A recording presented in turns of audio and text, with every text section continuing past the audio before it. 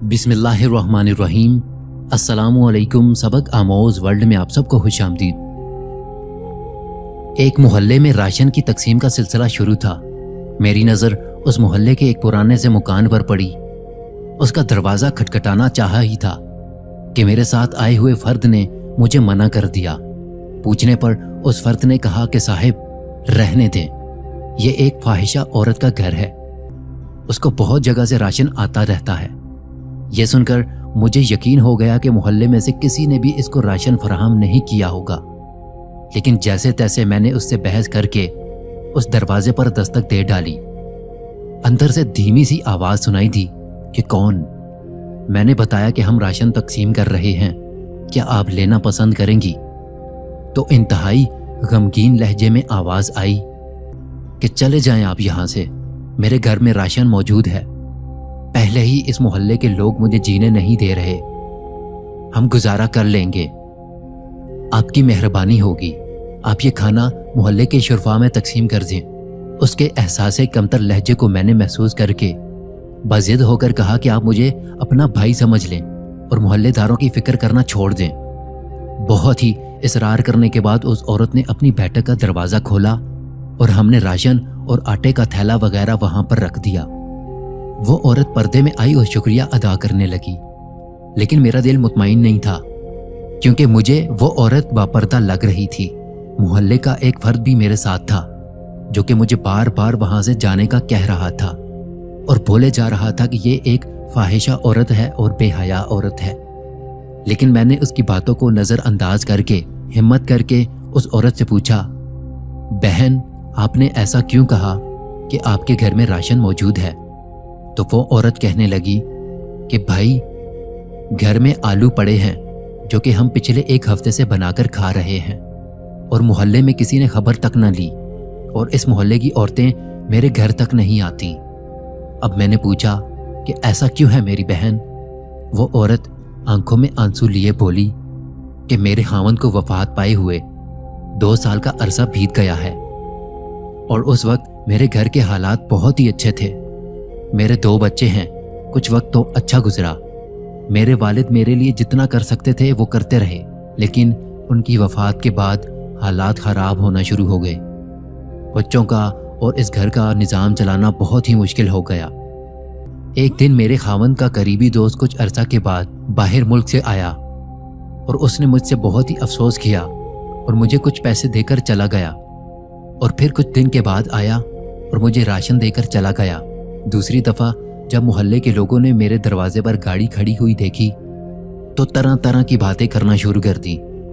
लेकिन फिर जब वो वापस बैरूने मुल्क लौटने लगा तो जाते हुए मेरे घर आया और बोला कि मेरी बहन, ये मेरा नंबर है, अगर आपको किसी भी चीज़ की ज़रूरत हो तो आप बिला झिझक मुझसे मांग लेना, लेकिन किसी मोहल्लेदार से मांगने की बिल्कुल भी ज़रूरत नहीं है। लेकिन जो ही वो मेरे घर से बाहर निकलने लगा तो मोहल्ले के लोगों ने उसे पकड़कर मारना शुरू कर दिया कि तुमने हमारे मोहल्ले में गंद मचा रखा है। यह सुनकर मैं वहां पर चिल्लाना शुरू हो गई कि तुम लोगों ने तो मेरा हाल तक ना पूछा, लेकिन अगर मेरा कोई भाई मेरी मदद करना चाह रहा है तो तुम उसे भी मार रहे हो। यह देखकर शर्म से मेरी जान निकली जा रही थी कि इतनी हमदर्दी का यह सिला मिला मेरे उस भाई को। वो भाई उनको समझाता रहा कि ये मेरी बहनों की जैसी है, लेकिन मोहल्ले के लोगों को जैसे एक तमाशा मिल गया था। खैर वो जान छुड़ाकर वहां से चला गया।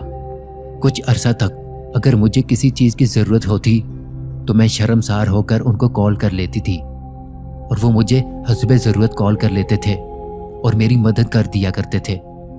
लेकिन पिछले 2 माह से मैंने उनको कोई भी कॉल नहीं की और फिर ये कोरोना वायरस का मसला भी हो गया तो मुझे पता लगा कि भाई के बैरूनी मुल्क के हालात बहुत ज़्यादा ख़राब हैं और दोबारा मेरी हिम्मत न हुई कि उनको कॉल कर लेने की। और अब बेवा समझकर अगर कोई मेरी मदद करना चाहे भी तो मोहल्ले वाले मुझे गलीज नज़रों से देखते हैं और मोहल्ले में इतने शरफा हैं कि हर कोई गुजरते हुए मेरे दरवाजे में झांक कर जाता है और बाहर जाते हुए मुझे घूरते हुए जाता है और अपनी औरतों को मेरे घर में नहीं आने देते। ये वायरस बहाना बना रखा है। अल्लाह ने हमें राशन भेजने का, वरना ज़रूरत का सामान तो बिल्कुल ख़त्म होने को है। कुछ दिनों से मैंने अपने भाई को कॉल मिलाने का सोचा, लेकिन ज़मीर ने गवारा न किया। सोचा कि पता नहीं उनके अपने हालात कैसे होंगे। मेरे बच्चों को भी अब महसूस होने लगा था कि मोहल्ले के लोग मुझे किस नज़र से देखते हैं।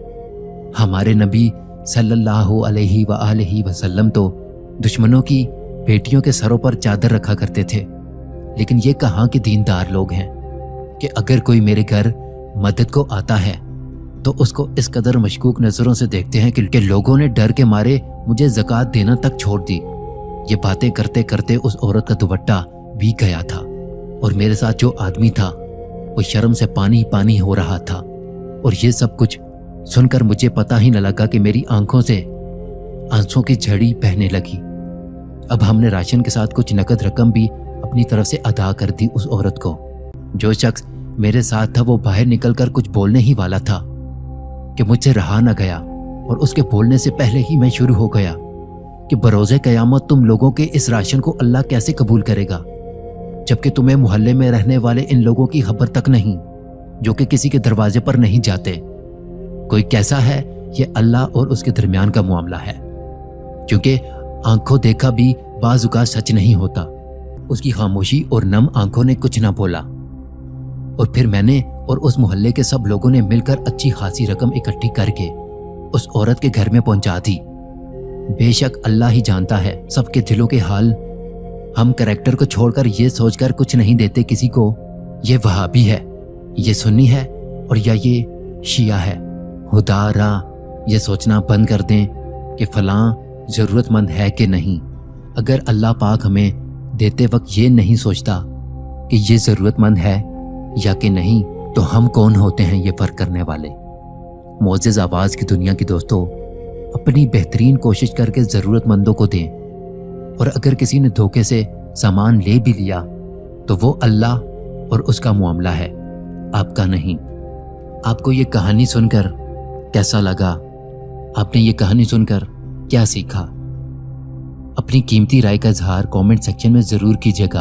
अगर आप मज़ीद ऐसी ही कहानियाँ सुनना चाहते हैं तो हमारे चैनल सबक आमोज़ वर्ल्ड को ज़रूर सब्सक्राइब कीजिएगा और बेल आइकन पर ज़रूर क्लिक कीजिएगा।